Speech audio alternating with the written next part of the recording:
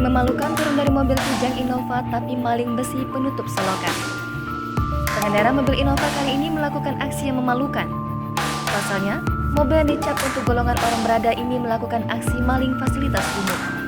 Aksi maling tersebut terekam CCTV sekitar dan dibagikan melalui akun Tribun Trading.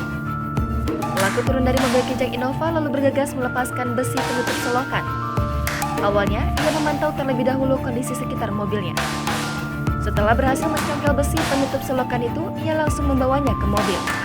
Setelahnya, pelaku tersebut langsung tancap gas kabur. Netizen pun kesal dengan ulah pelaku yang dinilai memalukan.